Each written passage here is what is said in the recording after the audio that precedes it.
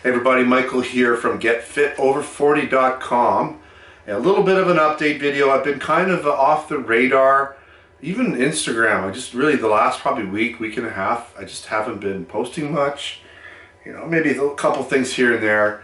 Really not very many videos. Apologize. You know, sometimes you just get a little under the weather. I've been sick for a good 2 weeks. Last week, so not this week, I finished all my working out this week, but last week was when I was first sick, and I stayed at home pretty much and worked out at home almost the entire week, with the exception of the first couple days when I wasn't really sure what was going on. But then I realized, okay, I'm pretty sick here. Don't want to take this illness and distribute it to everybody at the gym.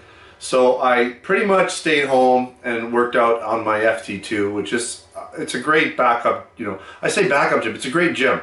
I do like going to the gym. I just like the atmosphere and everything. You know, for people there I know, it's my way to get out of the house kind of for a little while. Since I work from home, it's nice to do that, just to get out. But having the FT2 at home, I tell you, it's a great system, and I get an awesome workout when I use it at home, which, you know, is especially for times when I'm a little bit sick and I don't want to spread stuff, and other days when I just don't have enough time to get to the gym, and just the whole travel time in between, I can get more workout, obviously, if I just stay at home and do it there. So, and also, like on Saturdays, for instance, I'll do a little bit of leg and arm accessory for like 35-40 minutes. There's just no point to go to the gym for that, so that's a good time to use my FT2. This week, I was still sick, you know, like it's the trail off. I don't think I'm really contagious, but it's been tough working out when you're not feeling great, when you're not 100%, but you know what? I don't make excuses. I just go in and do it. And every time I go in, I just say I'm going to do the best I can. I usually go in there thinking, okay, I'll just throw some weights around, and then, interestingly enough, once I'm into it, I generally end up having great workouts anyways, sick or no sick.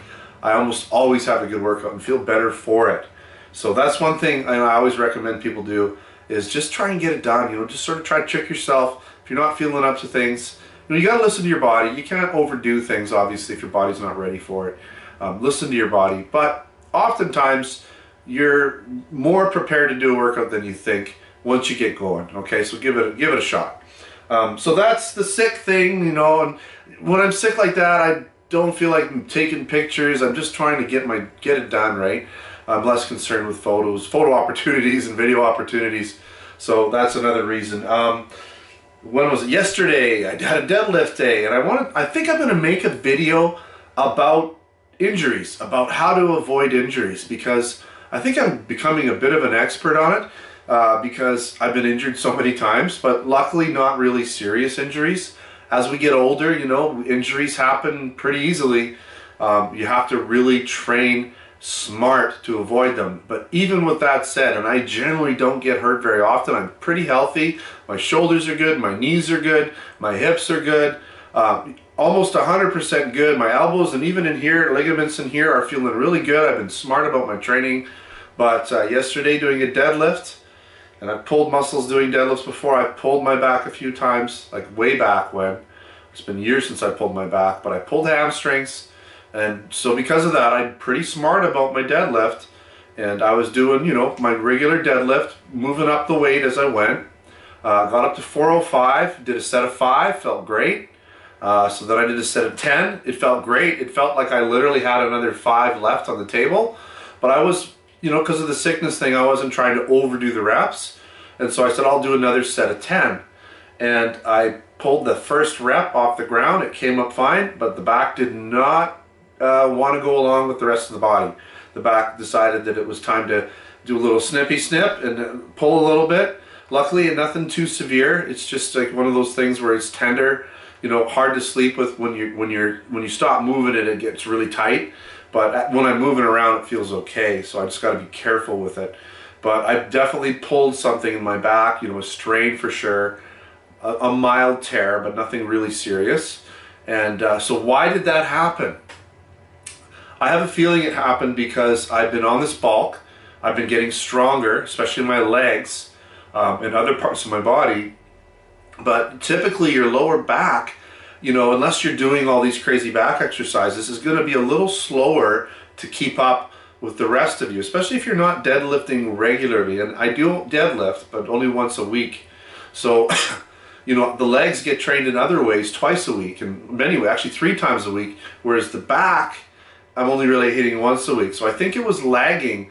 And even though the weight was moving really, really well, it was coming off the ground really well, everything was working really well, I felt good, the lower back was the weak link in the chain of muscles, and it decided that it would let me know how weak it was at that moment. So moving forward, I'm going to have to, you know, anticipate that. Yes, you can be doing a compound movement and everything can be going well, but that weakest muscle is vulnerable. So you got to be aware of that. Even if the weight is moving well, consider the weaker muscles and make sure you've got your muscles balance working for you. So that's something I just overlooked, and it's something that I have more knowledge of moving forward, and I'm thinking I'm going to make a video talking about different things to avoid injuries, and muscle imbalances is definitely one of them to consider. So moving forward, what am I going to do about this injury? Luckily it wasn't too severe. I'm going to kind of go through next week. I'm not probably going to do any deadlifting next week, just to let that heal up a bit. I might do some lower back stuff, really lightweight, just get some blood flow in the lower back, but just really lightweight stuff just to sort of start working it. And then I'm off for a week, well, good week to 10 days on a holiday, so I won't be training too much, just some accessory stuff, I imagine, depends on the gym. And when I come back, I'm going to just really start to make sure that I train that lower back and strengthen it, because it's apparently a weak link in my deadlift at this point. Everything else felt good. All right, what else? Well, I wanted to show you this too. This is kind of cool. So this is neat. This is something I've been wearing since I injured my lower back, and I wore it today at the gym. It's actually a waist trainer. And what it's designed to do is to just kind of train your waist. It's just like a lot of people have bad posture, they let their guts hang out. I'm pretty good about it, but, excuse me, but this really supports my lower back right now while I've got this condition going on, so I thought I'd wear this while I trained. And what I did buy it for the purpose of, not for that, I actually bought it before this happened, but I bought it for the purpose of just trying to keep my, you know, you always want that V-taper as a bodybuilder, as somebody who competes in bodybuilding, physique, whatever, classic physique bodybuilding. And, you know, to keep the stomach controlled, these waist trainers definitely help do that. I don't have a big waist, but as you get bigger everywhere else and stronger everywhere else, everything kind of grows. Like everything, your organs, if you're eating like I'm eating right now, everything kind of gets a little bigger. Everything, even the muscles in your abs, the supporting muscles, all of that core just gets a little larger. So this just helps keep everything tight, so you're not letting things, you know, basically posture out, or bad posture. You're not letting things kind of hang out. It helps train the waist. So I'll be wearing that periodically at home and stuff, just to help keep the waist in check. So I thought I'd bring that up. It's kind of neat. The other thing is, you know, how's the weight going? My goal is to get to 220 before I really start cutting. You know, obviously it's just sort of a concept in my head. This is the weight I like to be at, because I do want to end up around 210 for contest day, and that's shredded. So there's some muscle that has to develop, right? And I've been getting stronger, but I've been getting a little fluffier too. That's just a byproduct of eating and training hard. You will put on muscle, you will put on a little extra fat, especially if you're in a calorie surplus. It's not all going to be muscle. But I was surprised. I haven't really shown my sculpt or talked about my sculpt. This is the AIM, Sculpt AIM, and this is a body fat analysis device. It analyzes your body fat, and it analyzes the muscle quality, and you put it on the parts that you want to check. And for the most part, I just do a quick check. I'll do my tricep, I'll do my ab, and my thigh on the one side, just to give me a basic body fat analysis. And I've been doing that for a while, but this thing's died because the batteries inside died, and I replaced those batteries. I had to take it apart and solder this and do all this stuff and find the right batteries for it. But I did that because I really wanted to find out what was going on. Compared, like now, I'm sitting around 217 right now, compared to when I was like 195 pounds, right? So we're looking at 20 pounds difference. How much of that's fat? I wondered, how fat have I gotten? And so I got the batteries in it, and I checked today, and interestingly, I was maybe about 1% to 1.5% more body fat than I was back when I was around 195. So, you know, I've been Off season, I'm typically between 7 and 8. And you know, I could be anywhere from 195 to 200 pounds.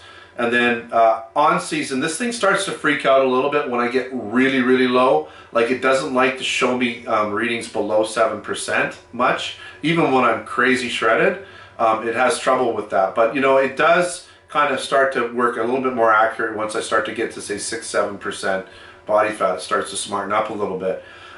So what did I score? I scored an 8.4 doing just the 3 readings, and that was at 217 pounds. I've been consistently at 217 for the last several days. I've been hitting that in the morning, right out of the shower type thing. I'm not full of food and stuff. I've just basically had a shower and I weigh myself at kind of my lightest point of the day, and I've been 217 and I got an 8.4% body fat reading.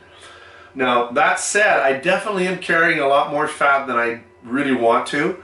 I carry my fat in my lower back, a little bit in my abs, but not too much in my abs, but a little in my abs. And so I'm definitely thicker in the waist because of the lower back fat. It comes down the lower back there and definitely thickens me up. And I didn't read that area. So if I probably read that area, it might increase my overall fat up to maybe 10%. And you know what? I wouldn't doubt that I'm closer to 10% body fat, or even maybe 11, based on how I feel. And that's fine. I'm fine with that, because I can definitely get, I can get rid of 5% body fat in a 12-week cut, no problem. So, it's interesting. Sorry, don't get a cold. They really suck. It's interesting where I was at. I was actually a little surprised. And so what I'm going to do when I hit 220, or when I come back from my holiday, is I'm going to weigh myself. Hopefully I'm around 220. Maybe I'll be a little fluffier after the holiday. But I'm going to do the body fat thing again, and I'm going to do it like with more areas of my body. I'm going to read more areas, and then probably once a month I'm going to do a recheck as I'm cutting to see how the body fat is doing while I cut over the 12-week period, getting closer to the show to see where things are at. But I was pretty happy with 8.4%, and even if it's higher, that's fine. Even 10, that's cool. And it'll be interesting also to see when I read more parts of my body, like you do the hamstring, the glutes, the lower back. I'll be doing like shoulder and calves. There's a whole bunch of things. Plus I'll be doing not just one side, but both sides of my body when I do the reading. That's pretty much it. This video is already at like 12 minutes and 55 seconds. It's getting long, so I'll sign off here. That's enough. That's all I really wanted to talk about for this one. I'll try and get some more videos for you guys. Next week is going to be a short week for me because we leave on Friday. I'll see what I can do for a video for you guys. Maybe I'll do that one on injuries, how to avoid injuries. That would be a good one, because injuries suck. Nobody likes injuries. So I'll see if I can throw that together for you guys. I've already got a lot of ideas in my head for that video, so that shouldn't take too long. And then when I'm away, I'm going to see if I can do a little bit of blogging, because we're going to be going to San Diego. There's so much cool stuff down there. The weather's going to be nice, I'm sure, nicer than here. We're going to have a lot of beach activity, pool activity, out excursions and things with the family. It's going to be fun times. All right, so check for that stuff down the road. All right, thanks for watching. Don't forget to subscribe. Check me out on Facebook and Twitter, Instagram, all those wonderful places. All right, until next time, take care.